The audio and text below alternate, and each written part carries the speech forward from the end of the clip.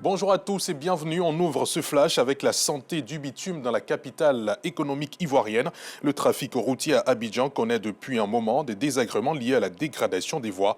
Des routes nouvellement reprofilées ne tiennent que quelques années, parfois bien moins. Qu'est-ce qui explique la dégradation du bitume sur les bords de la lagune ébriée? À qui la faute? Les réponses dans le reportage que vous pourrez suivre en exclusivité pendant la grande édition du journal de RTI2 à 19h30. On reste à Abidjan, cette fois pour parler environnement, eau usée, dépotoirs à ciel ouvert, des odeurs nauséabondes et infectent des purins à perte de vue. C'est le décor sombre qu'offre le quartier sans fil dans la commune de Marcory. Notre équipe de reportage, conduite par Laurence Kakra et Abdoulaziz Daramé, est allée de ses propres yeux en faire le constat. Quartier sans fil commune de Marcory. Ordures et eau usée, c'est le spectacle qu'offre sans fil à ses visiteurs.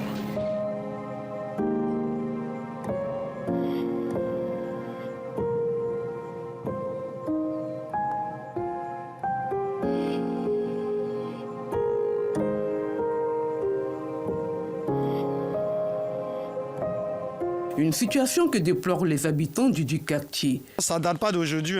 Malgré les interventions de nos différents responsables, du maire, bien avant le maire, même le premier maire qui était là, que nous on a connu dans notre enfance, il a essayé.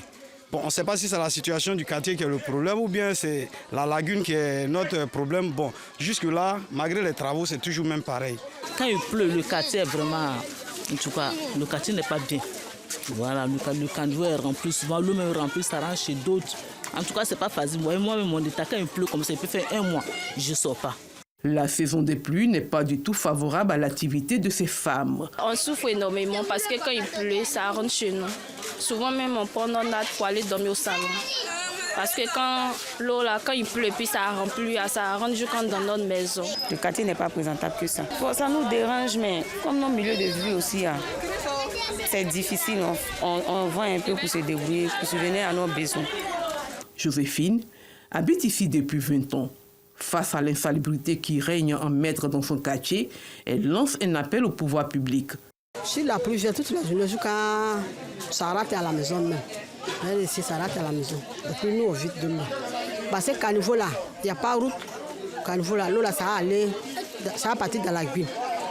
Donc l'eau là même, ça va ici, jusqu'à et puis ça arrive ici. Pour traverser même aller là-bas là même, c'est un problème. Donc si vous allez venir regarder, pour venir que vous allez arranger, en tout cas nous, moi-même je suis content, nous-mêmes nous on est content de ça. Le quartier sans fil a besoin d'aide.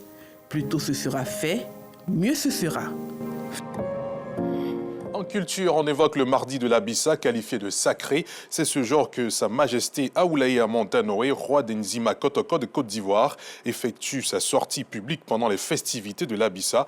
Cette année, les rois Nzima de Tiapoum, d'Azureti, du royaume Baoulé et du Ghana ont effectué le déplacement pour témoigner leur attachement à ce rendez-vous culturel.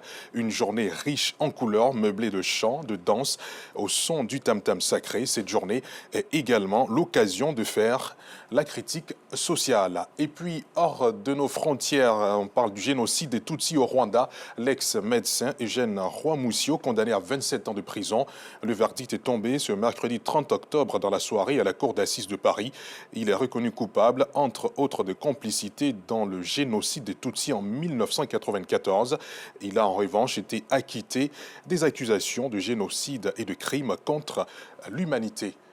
Voilà pour l'essentiel de l'actualité que nous développerons à 19h30. Merci infiniment de l'avoir suivi.